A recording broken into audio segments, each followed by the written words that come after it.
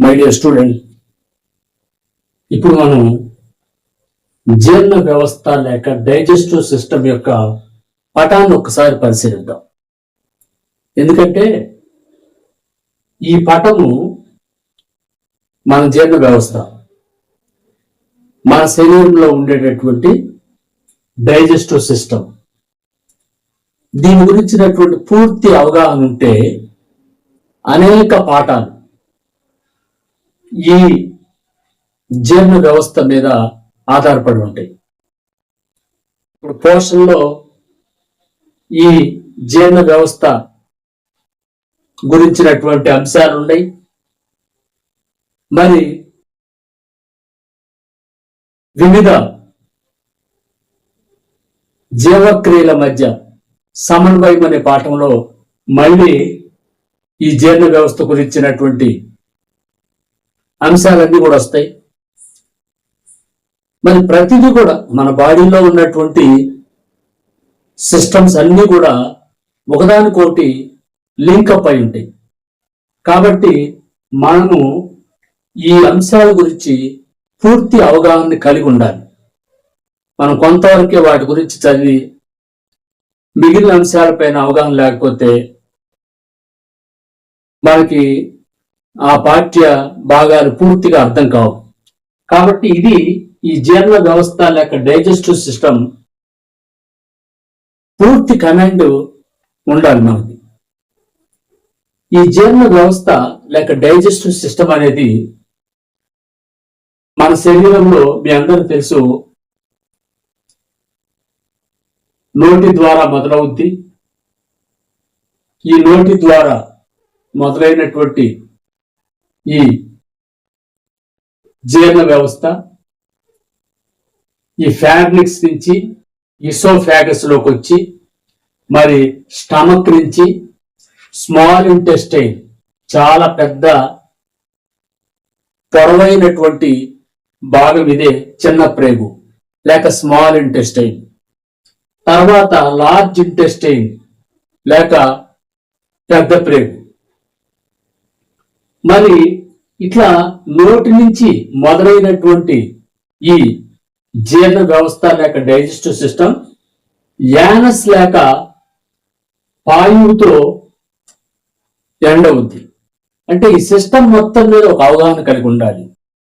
ఎందుకంటే మిగిలిన పాఠాల్లో కూడా కొన్ని అంశాల్ని మళ్ళీ రిపీట్ అవుతా ఉంటాయి. ఉదాహరణకి ఇక్కడ ఉన్నటువంటి క్రోమ గ్రంథి లేక ప్యాంక్రియాసిస్ లో హార్మోన్స్ గురించి చెప్పేటప్పుడు, ఇన్సులిన్ గురించి చెప్పేటప్పుడు మళ్ళీ ఈ ప్యాంక్రియాసిస్ అనేటటువంటి ఈ గ్రంథి గురించి చెప్పటం జరుగుద్ది. కాబట్టి ఇవన్నీ కూడా ఈ పాఠ్యాంశాలన్నీ కూడా పూర్తిగా అవగాహన ఉంటేనే మనకి మిగిలిన అన్ని అంశాలు కూడా అర్థం అవటానికి అవకాశం ఉంటుంది. కాబట్టి మన ఉదాహరణకి ఇక్కడ ఉన్నటువంటి క్లియర్ గా ఉన్నటువంటి ఈ డయాగ్రామ్ ను ఒకసారి మననం చేసుకోవటం మాత్రమే ఇది. ఇది మళ్ళీ తిరిగి రిపీట్ చేసుకోవటం, మళ్ళీ మనం ఒకసారి గుర్తు చేసుకోవటం వల్ల ఉపయోగమే కానీ నష్టం లేదు. ఎన్నిసార్లు ఎన్నా చదివినా మనసులో పెట్టుకున్నా దీనివల్ల మనకు ఉపయోగమే. మరి నోటి ద్వారా ఆహారము తీసుకున్నప్పుడు ఇక్కడ సెలైవరీ గ్లాండ్స్ లేక లాలాజల గ్రంథులు ఉంటాయి. సెలైవరీ గ్లాండ్స్ లేక లాలాజల గ్రంథులు. మరి మనం మింగినటువంటి ఆహారం తర్వాత ఫ్యార్నిక్స్ లేక గ్రసంలోకి వచ్చేసి గొంతు భాగంలోకి వచ్చి ఆహారం అంతా కూడా ఇటు ఈ లంగ్స్ లోకి వెళ్లకుండా, ఈ లంగ్స్ వైపుకి వెళ్లకుండా ఇక్కడ ఉన్నటువంటి ఎపిగ్లాటిస్ మూత వేయటం వల్ల ఈ రెస్పిరేటరీ సిస్టమ్ లోకి వెళ్లకుండా ఫుడ్ అంతా కూడా వచ్చేసి ఇసోఫాగస్ లో గుండా, డైజెస్టివ్ సిస్టమ్ లో ఉన్నటువంటి ఇసోఫాగస్ లో గుండా స్టమక్ లోకి వచ్చేస్తుంది. మనం మింగినటువంటి ఆహారం అంతా కూడా స్టమక్ లేక జీర్ణాశయం. మనం తెలుసు జీర్ణాశయంలో పెద్ద గ్లాండ్స్ లివర్ ఉంటుందని, ఇంకొక గ్లాండ్ ప్యాంక్రియాసిస్ ఉంటుందని, కాలేయము, క్లోమము. ఇక్కడ ఈ స్మాల్ ఇంటెస్టైన్ దగ్గర ఫస్ట్ పార్ట్ లో ఈ రెండు గ్లాండ్స్ కూడా తెలుసుకొని ఉంటాయి.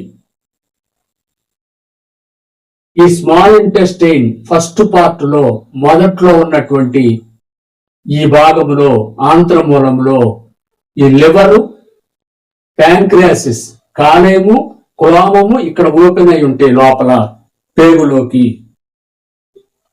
ఈ స్మాల్ ఇంటెస్టైన్ లోపలికి వెళ్ళి అనేక రకాలుగా చుట్టుకొని లార్జ్ ఇంటెస్టైన్ లేక పెద్ద ప్రేగుతో కలుసుద్ది. ఈ చిన్న ప్రేగు పెద్ద ప్రేగు కలిసే చోట ఉన్నటువంటి దాన్నే అపెండిక్స్ లేక ఉండుకము అంటారు. మరి ఈ విధంగా నోటి నుంచి ఆహారం క్రమేణా మిగిలినటువంటి ఆహారం క్రమేణా పెరిస్టాల్టిక్ చలనం జరుగుతూ చిన్న ప్రేగు చివరకు వచ్చేదానికే పూర్తిగా జీర్ణమయ్యి రక్తంలో కలిసిపోయి జీర్ణమైన ఆహారం జీర్ణంగాని ఆహారం పెద్ద ప్రేగులోకి ప్రవేశించింది. అంటే జీర్ణక్రియ నోటిలో మొదలయ్యి లాలాజలము ద్వారా, ఉమ్మి ద్వారా, సెలైవరీ జ్యూస్ ద్వారా ఆహారము డైజెషన్ మొదలయ్యి జీర్ణక్రియ మొదలయ్యి క్రమేణా చిన్న ప్రేగు యొక్క చివరి భాగానికి వచ్చేదానికే పూర్తిగా డైజెషన్ అయిపోద్ది. డైజెస్టెడ్ ఫుడ్ మెటీరియల్స్ అన్ని కూడా బ్లడ్ లోకి వెళ్ళిపోతాయి.